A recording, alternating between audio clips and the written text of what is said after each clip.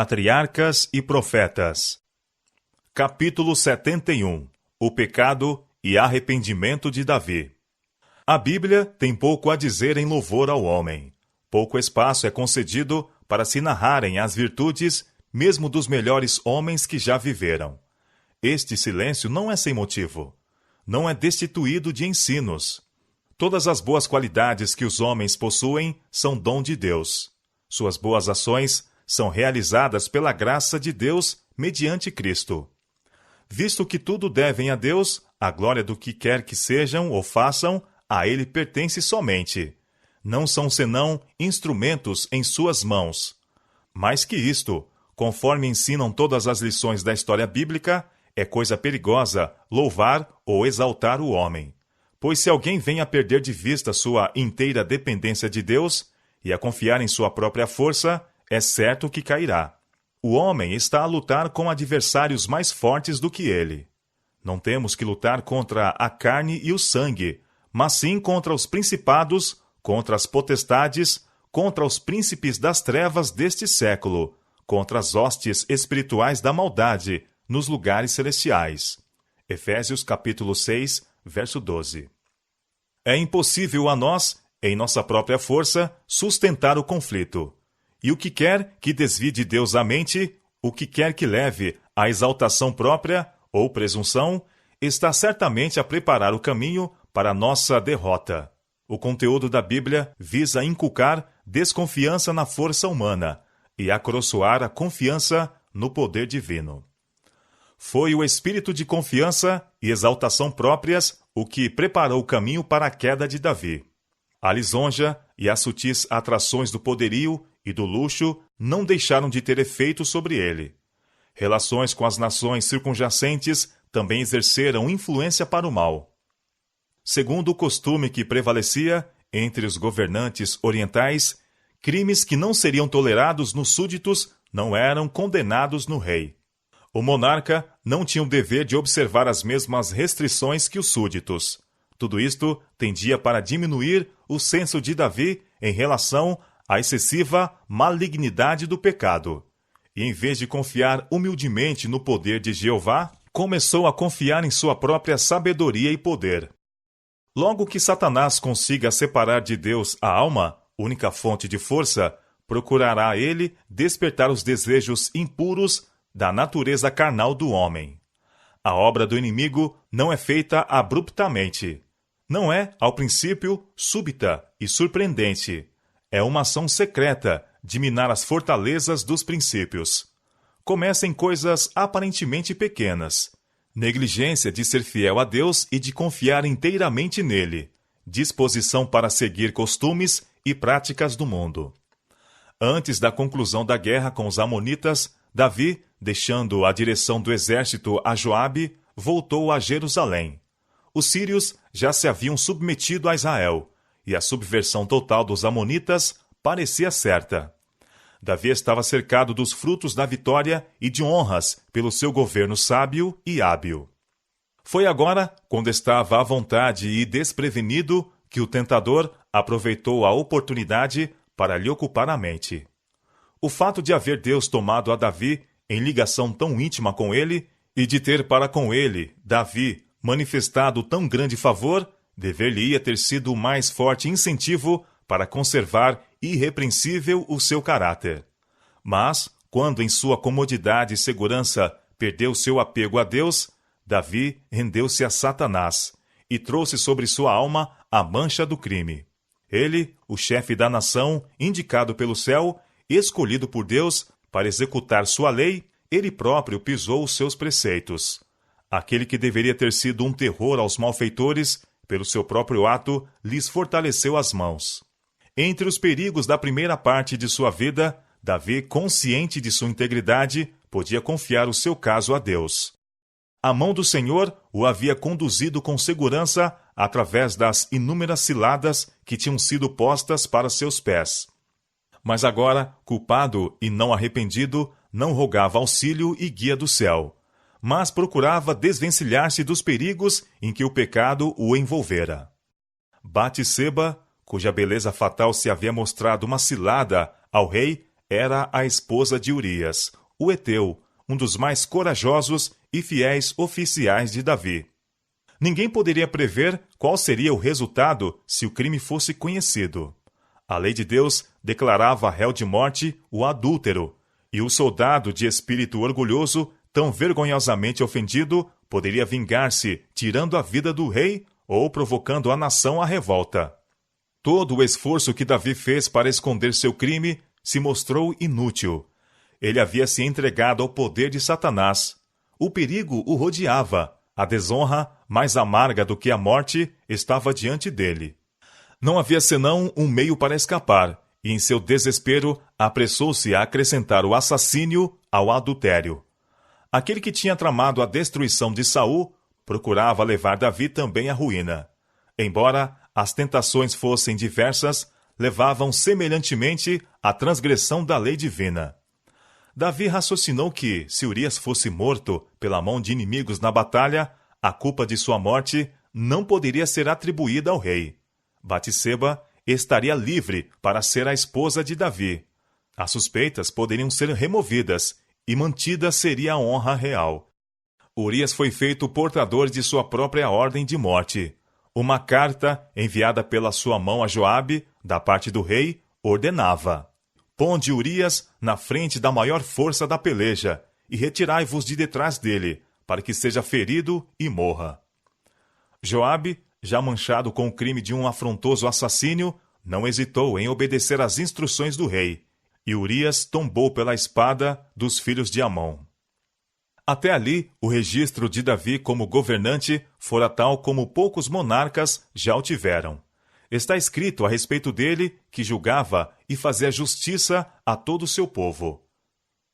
Sua integridade conquistara a confiança e lealdade da nação, mas, afastando-se ele de Deus e entregando-se ao maligno, tornou-se, durante aquele tempo, agente de Satanás. Contudo, ainda mantinha a posição e autoridade que Deus lhe dera, e por causa disto, exigiu obediência que poria em perigo a alma daquele que a ela se rendesse.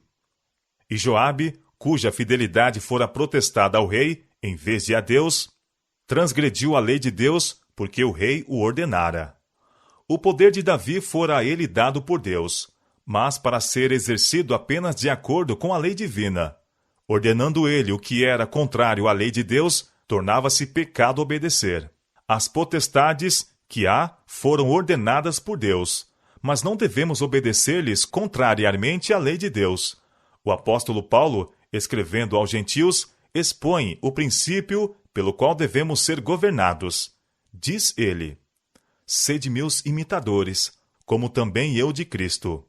1 Coríntios capítulo 11, verso 1. Um relatório sobre a execução de sua ordem foi enviado a Davi, mas tão cuidadosamente enunciado que não comprometia nem Joabe, nem ao rei.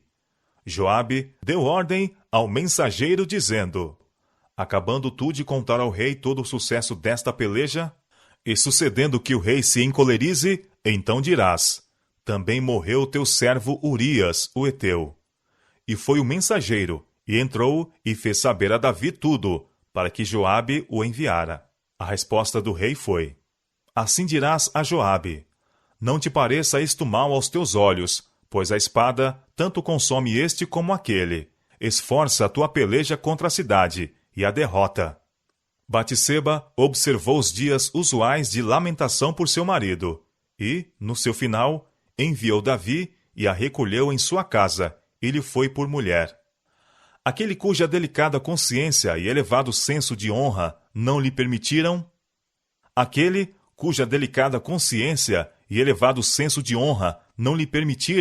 mesmo em perigo de vida, estender sua mão contra o ungido do Senhor, caíra de tal maneira que pôde afrontar e assassinar um de seus soldados mais fiéis e valentes, e esperar gozar, sem ser incomodado, a recompensa de seu pecado. Ai, como o ouro fino se torna fusco! Como se transformara o ouro finíssimo! Desde o princípio, Satanás pintou aos homens as vantagens a serem ganhas pela transgressão. Assim ele seduziu os anjos, assim tentou Adão e Eva a pecar, e assim está ainda a afastar multidões da obediência a Deus. A senda da transgressão faz-se com que pareça desejável, mas o fim deles são os caminhos da morte. Provérbios capítulo 14, verso 12. Felizes aqueles que, tendo se arriscado a ir por este caminho, aprendem quão amargos são os frutos do pecado e voltam em tempo. Deus, em sua misericórdia, não deixou que Davi fosse atraído à ruína total pelas sedutoras recompensas do pecado. Por amor de Israel, também houve necessidade da intervenção de Deus. Passando-se o tempo, o pecado de Davi para com Batseba se tornou conhecido e despertou a suspeita de que ele projetara a morte de Urias. O Senhor foi desonrado. Ele tinha favorecido e exaltado a Davi, e o pecado deste representou falsamente o caráter de Deus, lançando ignominia ao seu nome. Tendia a abaixar a norma da piedade em Israel e diminuir em muitos espíritos a aversão pelo pecado. Ao mesmo tempo, os que não amavam nem temiam a Deus se tornaram, por meio daquele pecado, audazes na transgressão. Ao profeta Natã foi ordenado levar uma mensagem de reprovação a Davi. Era uma mensagem terrível pela sua severidade. A poucos soberanos tal censura poderia ser feita, a não ser com preço de morte certa a quem a fizesse. Natã transmitiu resolutamente a sentença divina, e contudo, com tal sabedoria do alto, que captou a simpatia do rei, despertou-lhe a consciência e arrancou-lhe dos lábios a sentença de morte sobre si. Apelando para Davi como o guarda devidamente designado dos direitos de seu povo, o profeta referiu a história da falta e opressão que exigiam desagravo. Havia numa cidade 2 homens, disse ele, um rico e outro pobre. O rico tinha muitíssimas ovelhas e vacas, mas o pobre não tinha coisa nenhuma, senão uma pequena cordeira que comprara e criara. E ela tinha crescido com ele e com seus filhos igualmente. Do seu bocado comia, e do seu copo bebia, e dormia em seu regaço, e a tinha como filha. E vindo ao homem rico, um viajante, deixou este de tomar das suas ovelhas e das suas vacas, para guisar para o viajante que viera a ele, e tomou a cordeira do homem pobre, e a preparou para o homem que viera a ele. Despertou-se a ira do rei, e exclamou: Vive o Senhor, que digno de morte é o homem que fez isto.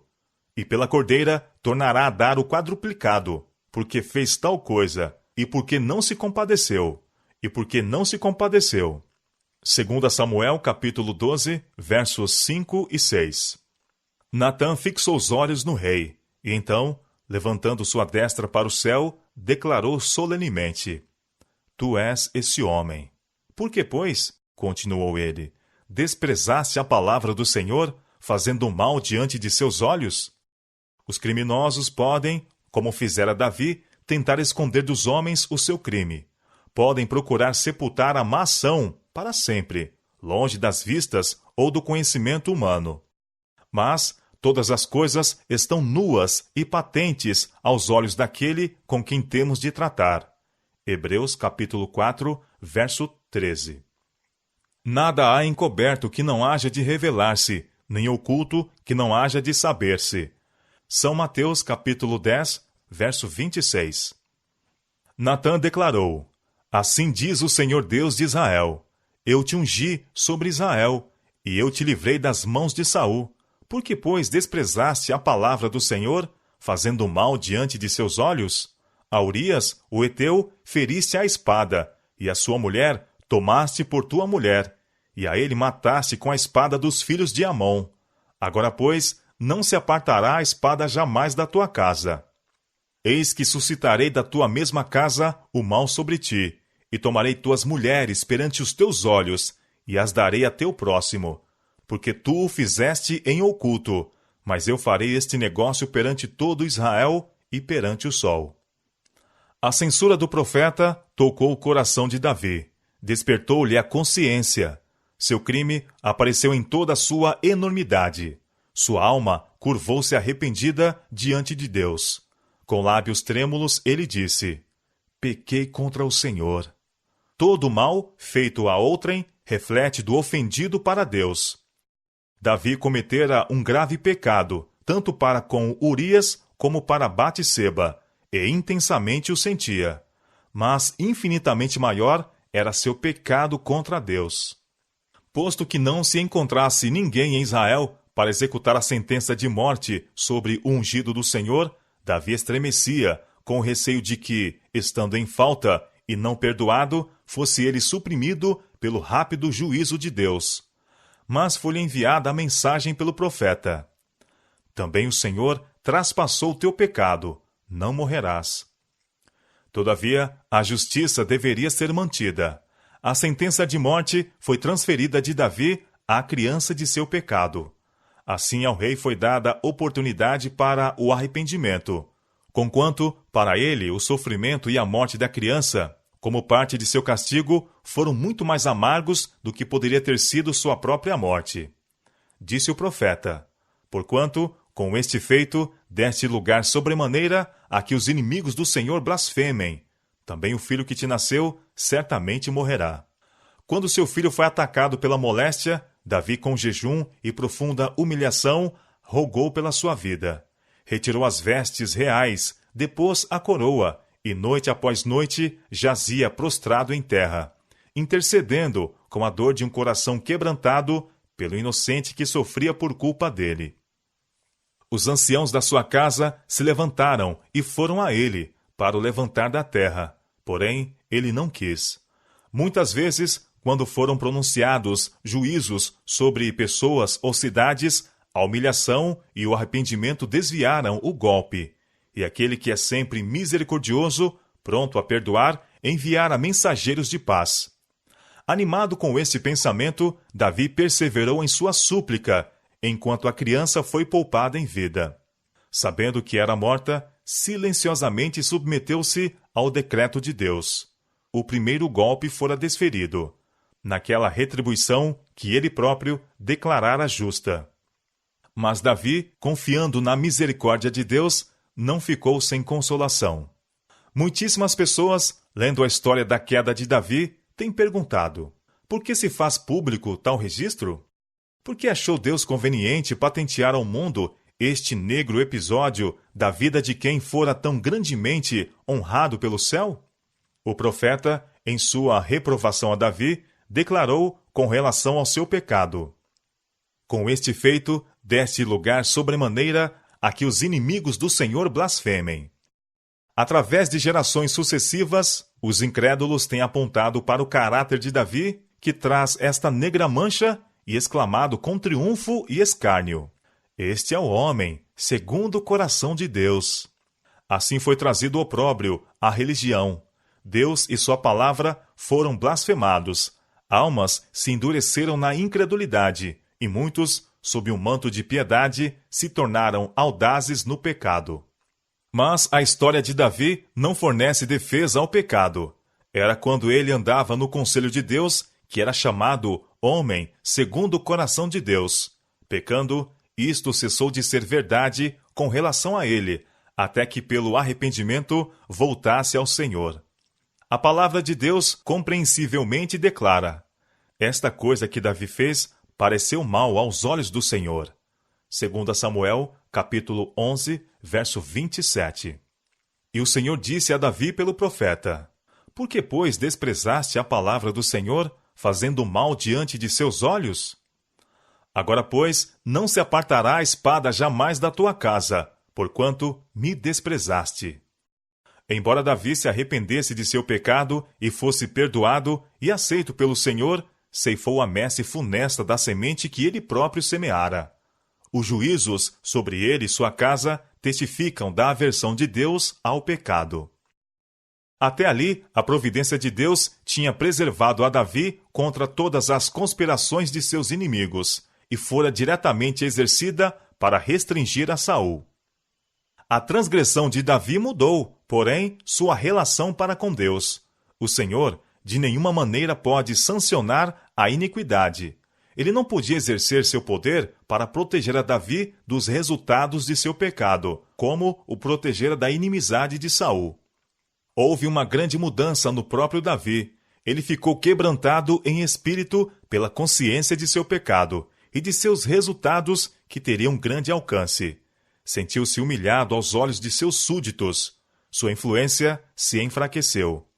Até ali sua prosperidade fora atribuída à sua conscienciosa obediência aos mandamentos do Senhor. Mas agora, seus súditos, tendo conhecimento de seu pecado, seriam levados a pecar mais livremente. Sua autoridade em sua própria casa, o direito ao respeito e à obediência de seus filhos enfraqueceram.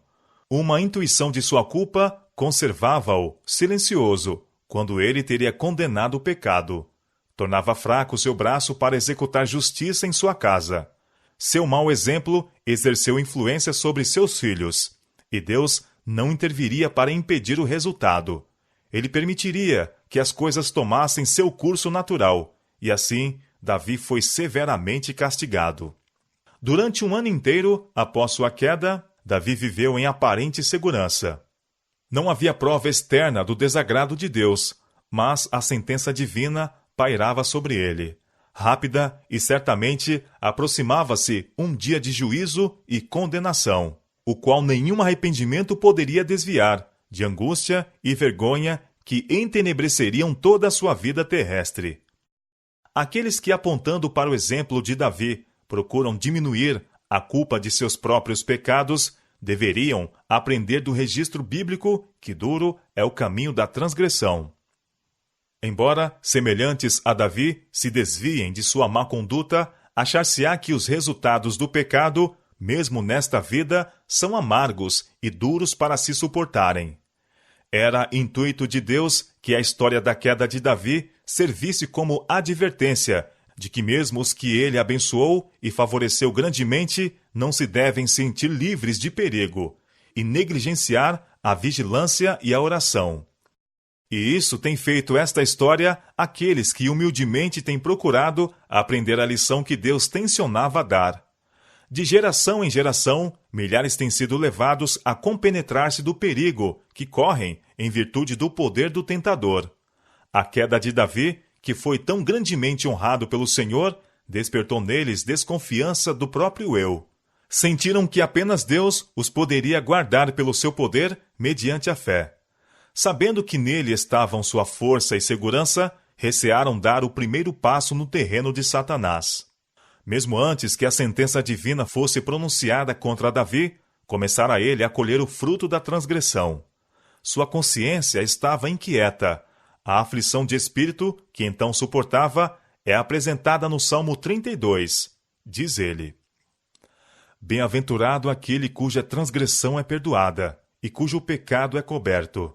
Bem-aventurado o homem a quem o Senhor não imputa a maldade, e em cujo espírito não há engano. Enquanto eu me calei, envelheceram os meus ossos, pelo meu bramido em todo o dia, porque de dia e de noite a tua mão pesava sobre mim. O meu humor se tornou em sequidão de estio. Salmo, capítulo 32, versos 1 a 4. E o Salmo 51 é uma expressão do arrependimento de Davi, quando lhe veio de Deus a mensagem de reprovação. Tem misericórdia de mim, ó Deus, segundo a tua benignidade. Apaga as minhas transgressões, segundo a multidão das tuas misericórdias. Lava-me completamente da minha iniquidade e purifica-me do meu pecado, porque eu conheço as minhas transgressões e o meu pecado está sempre diante de mim. Purifica-me com hisopo e ficarei puro. Lava-me e ficarei mais alvo do que a neve.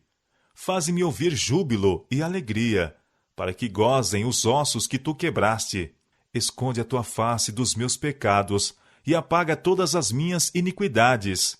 Cria em mim, ó Deus, um coração puro e renova em mim um espírito reto. Não me lances fora da tua presença e não retires de mim o teu Espírito Santo. Torna a dar-me a alegria da tua salvação e sustém-me com um espírito voluntário. Então ensinarei aos transgressores os teus caminhos, e os pecadores a ti se converterão.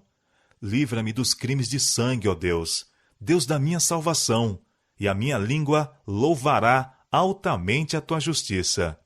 Salmo, capítulo 51, versos 1 a 14. Desta maneira, em um cântico sagrado que havia de ser entoado nas assembleias públicas de seu povo, na presença da corte, sacerdotes e juízes, príncipes e homens de guerra, e que conservaria até a última geração o conhecimento de sua queda, relatou o rei de Israel seu pecado, e seu arrependimento e sua esperança de perdão pela misericórdia de Deus. Em vez de se esforçar para ocultar seu crime, desejou que outros pudessem instruir-se pela triste história de sua queda. O arrependimento de Davi foi sincero e profundo. Não houve esforço para atenuar seu delito. Nenhum desejo de escapar dos juízos ameaçados inspirou sua oração. Viu, porém, a enormidade de sua transgressão contra Deus. Viu a contaminação de sua alma. Repugnou-lhe seu pecado. Não era unicamente pelo perdão que ele orava, mas pela pureza de coração. Davi não abandonou a luta em desespero. Nas promessas de Deus aos pecadores arrependidos, via a prova de seu perdão e aceitação. Porque não te comprases em sacrifícios, senão eu os daria. Tu não te deleitas em holocaustos. Os sacrifícios para Deus são o espírito quebrantado. A um coração quebrantado e contrito não desprezarás, ó Deus. Salmo, capítulo 51, versos 16 e 17. Embora Davi tivesse caído, o Senhor o levantou. Estava agora em mais completa harmonia com Deus e simpatia para com seus semelhantes do que antes de cair. No júbilo de seu livramento, cantou: Confessei-te o meu pecado, e a minha maldade não encobri. Dizia eu: confessarei ao Senhor as minhas transgressões. E tu perdoaste a maldade do meu pecado. Tu és o lugar em que me escondo. Tu me preservas da angústia. Tu me cinges de alegres cantos de livramento. Salmo, capítulo 32, versos 5 a 7. Muitos têm murmurado a respeito daquilo que chamam injustiça de Deus ao poupar Davi, cujo crime foi tão grande, após haver ele rejeitado a Saul, pelo que lhes parece ser pecado muito menos flagrantes. Mas Davi humilhou-se e confessou seu pecado, ao passo que Saul desprezou a reprovação e endureceu o coração na impenitência.